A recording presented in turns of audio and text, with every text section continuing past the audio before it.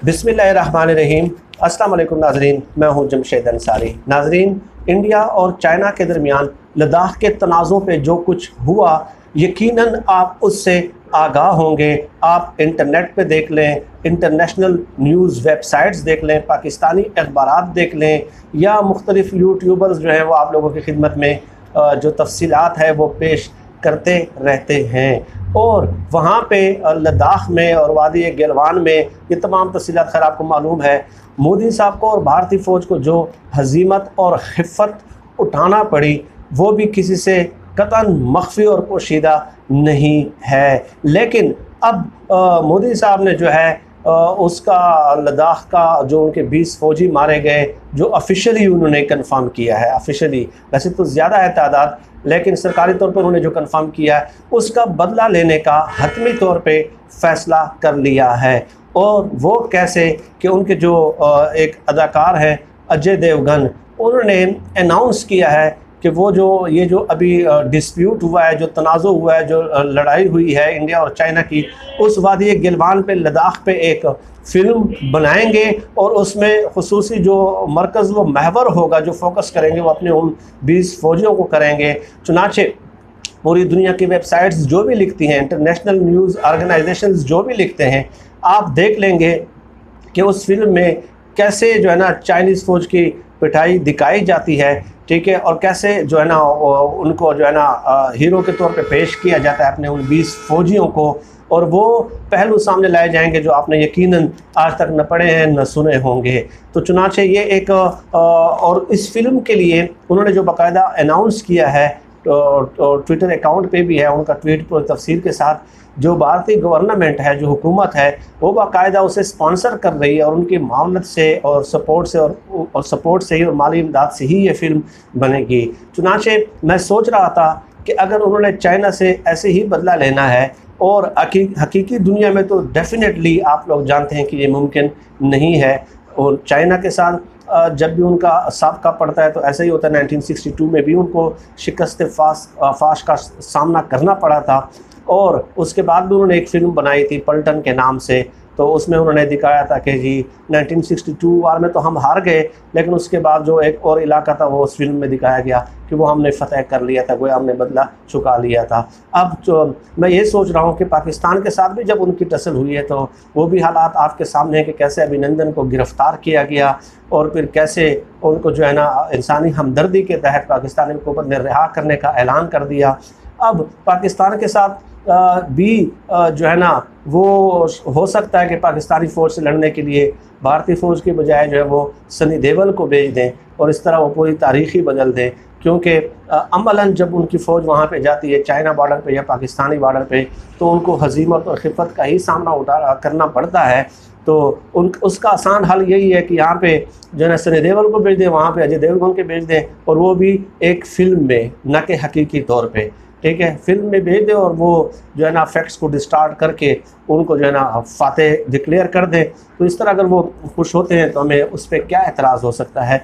लेकिन नाज़रीन, आज के इस वीडियो में मैं आपके सामने चंद 3-4 मिनट मज़ीद आपके चाहिए, जो एक असल फैक्ट्स है, जो एक फ़लसफ़ा है कि ऐसा किया क्यों जाता है, ये क्यों करते हैं इस तरह, ठीक है। क्या ये महज एक फ़िल्म साज़ों की मजबूरी है, या वैसे एक इत्तेफाक है, या क्या है ये, ठीक है। तो उसके पीछे भी पूरी एक साइंस कार फरमा है नाज़रीन, और पूरा फ़लसफ़ा कार फरमा है कि वो इस तरह के फ़िल्में क्यों बनाते हैं और क्यों जो है ना इस तरह जो है ना वो अपने जो फैक्ट्स होते हैं, जो माज़ी करीब की या माज़ी बईद की जो हिस्ट्री होती है, उसको डिस्टार्ट करते हैं, मसख़ करते हैं। वजह क्या है, तो चंद तफसीलात मैं आप लोगों के सामने पेश करना चाहूँगा ताकि प्योरली कंटेंट की बुनियाद पे बात हो, ठीक है। ऐसे ही पॉइंट स्कोरिंग पे या वो कर, उससे कोई नतीजा नहीं निकलता। आवाम के सामने कोई एक मंतकी जो उसका वो होता है, ठीक है, फ़िक्र या सोच जो होती है वो सामने नहीं आती, और उसका एक मंतकी कंक्लूजन सामने नहीं आता।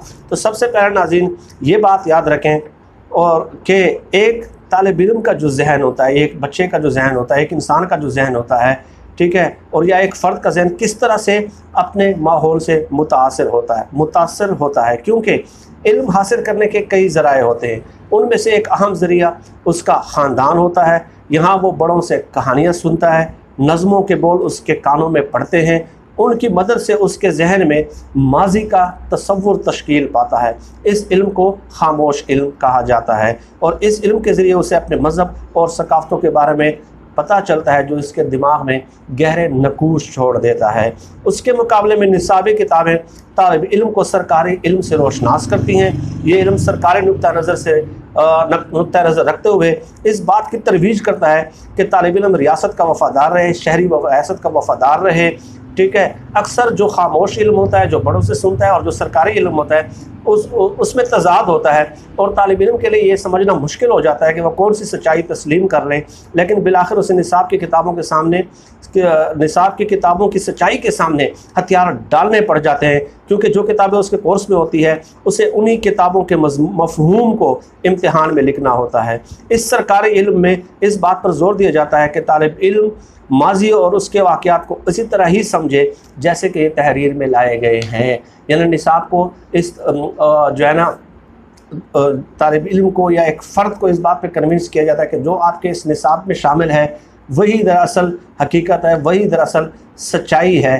ठीक है, और इसी तरह ही वो निसाब मुरतब किया जाता है और ये आजकल उसमें हो रहा है। इसमें मैं अलग 3-4 वीडियोज़ बनाऊँगा कि कैसे वहाँ पे सरकारी निसाब को सरकारी निसाब में तारीख़ी वाक़यात को नस्ब किया गया और बाकायदा स्कूलों में पढ़ाया जा रहा है और कॉलेजों और यूनिवर्सिटियों में पढ़ाया जा रहा है। वो भी बड़ी इंटरेस्टिंग डिटेल है नाजरीन। ठीक है, तो एक तारीख़ को तो मसख़ करते हैं। अब ये तारीख़ है, ये वादी गिलमान वाली या जो जंगों की, जो पाकिस्तान और इंडिया के साथ पाकिस्तान और इंडिया की जंगें होती हैं उस पर वो फिल्म बना लेते हैं, इस तारीख़ को वो मसख़ करते हैं। ये एक तारीख़ का हिस्सा है। ठीक है, तो दौरे जदीद में रियासत जो होती है, जिस मज़मून के बारे में ज़्यादा हसास है वो तारीख़ का मज़मून है। रियासत तारीख़ को इस अंदाज से पढ़ाना चाहती है कि जो इसके इमेज को बढ़ाए, यानी कि वो क्यों हक़ाइक़ को मसख़ करते हैं। ये जो जंगों पे मबनी ये फ़िल्में बनाते हैं या तारीख़ी वाक़यात पे ये फ़िल्में बनाते हैं, इस अंदाज से बढ़ाना चाहते हैं कि जो इसके इमेज को बढ़ाए।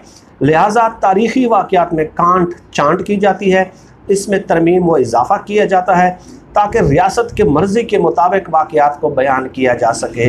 लिहाजा अब तारीख़ में उन अफराद को जगह दी जाती है जो उनके मकासद से हम आहंग हो।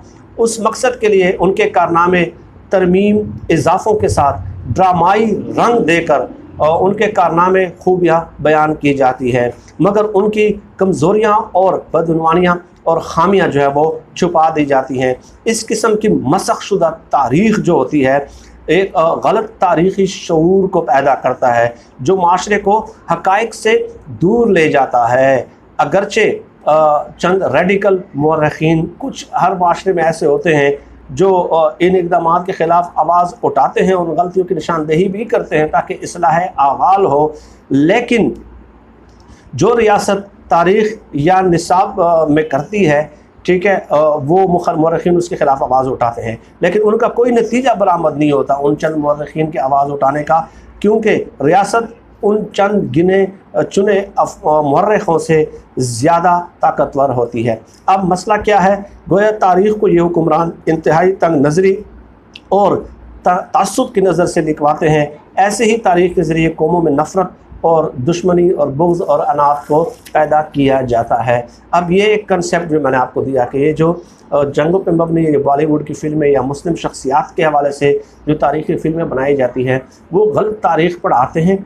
ठीक है, और इस तरह वो अपने माजी को सुनहरे अंदाज में पेश करते हैं, उनकी खूबियाँ बयान करते हैं और दूसरी अक़लियत की जो है ना वो ख़ामियाँ बयान की जाती है। ठीक है, और इस तरह वो एक तंग नज़री का जो एक कल्चर है वो प्रमोट करते हैं। चुनांचे जैसे मैंने कहा कि चंद बॉलीवुड के जो प्रोड्यूसर्स वगैरह हैं या एक्टर्स वगैरह हैं वो मोदी के साथ जो होते हैं वो इंटरेक्शन में रहते हैं और उनको बाकायदा रियासत जो है वो सपोर्ट करती है, प्रमोट करती है, और अब की बार भी ऐसे ही हो रहा है। तो ये एक तो निसाब के ज़रिए और एक इस तरह की फ़िल्मों के ज़रिए हिस्ट्री को डिस्टार्ट किया जाता है और हक़ाइक़ को जो है ना वो ड्रामाई रंग दिया जाता है और इस तरह अपनी कमज़ोरियों और ख़ामियों पे जो है वो काबू पाने की कोशिश की जाती है। चुनांचे मैं पढ़ रहा था कि यही अजय देवगन जो है 1971 वार के हवाले से भुज द प्राइड ऑफ इंडिया वो भी एक फ़िल्म बना रहे हैं। जो भुज एयरपोर्ट था ये पाकिस्तानी फोर्सेस ने जो है ना बम फेंक के 1971 के 9 दिसंबर 1971 को तो उसको तबाह बर्बाद कर दिया था, और उसके ऊपर वो जो है ना उनके हथियारों तक के खड़े होने की जगह नहीं थी। लेकिन अब उसमें वो फिल्म बना रहे हैं, अब उसमें भी वो एक नए अंदाज से एक जोश और बलबला दिखाएंगे कि कितने दिनों में हमने ये एयरपोर्ट दोबारा जो है वो रिकवर कर लिया, और कितने दिनों में हमने 1-2 दिनों में ही उस एयरपोर्ट को दोबारा बना लिया, और उसके बाद दोबारा जो है ना दुश्मनों पे हमले करना शुरू कर दिए। तो इस पे ये तो एक चंद हक़ाइक़ थे जो आप लोगों के सामने में पेश किए, गुज़ारिशात थे नाज़रीन। अब इस पे यह है कि पाकिस्तानी जो ड्रामा राइटर्स हैं या जो फिल्म राइटर्स हैं उनको भी गौर करना चाहिए। ज़ाहिर है एक दुश्मन मुल्क से आप क्या एक्सपेक्ट कर सकते हैं, आप उनसे ये एक्सपेक्ट नहीं कर सकते कि आप हमारे हक़ में जो है ना फ़िल्में बनाएं। वो तो अपने एक जैसे मैंने कहा कि निसाब भी अपने उस नज़रिए के मुताबिक वो मुरतब करेंगे, और अपनी फ़िल्में भी अपने नज़रिए के मुताबिक वो मुरतब करेंगे। तो ये हमारा फ़र्ज़ बनता है या हमारी ज़िम्मेदारी बनती है, फ़र्ज़ अगर न कहें तो ज़िम्मेदारी बनती है हमारे राइटर्स की, कि वो भी एक ऐसे इस किस्म के मौज़ूआत पे जो है ना ड्रामे बनाएं और फिल्में बनाएं, और हमारे मुस्बत जो माज़ी है उसको उजागर करें। तो जैसे कि अर्तुगरुल ड्रामे में है, तो इसलिए लोग उसको पज़ीराई बख्श रहे हैं। और अमूमन मैं देखता हूँ कि जो नौजवान नस्ल है वो ट्विटर पे और सोशल मीडिया पे भी इस किस्म की बातें जो है ना वो करते हैं कि पाकिस्तानी ड्रामों को अब उस किस्म के ड्रामों से जो रिवायती ड्रामे हैं उससे बाहर आ जाना चाहिए, और उसी तर्ज पे ही ड्रामे बनाने चाहिए जैसे वो तुर्की का अर्तुगरुल ड्रामा है। तो नाज़रीन अब इस वीडियो में इतना ही। तो इस किस्म के मौज़ूआत पे मज़ीद आपसे बात होती रहेगी। आप सब लोग अपना बहुत बहुत ख्याल रखिएगा और मुझे अपनी दुआओं में ख़ुसूसी तौर पर याद रखिएगा। अल्लाह हम सब का आमीन नासिर हो। पाकिस्तान जिंदाबाद। अल्लाह हाफ़िज़।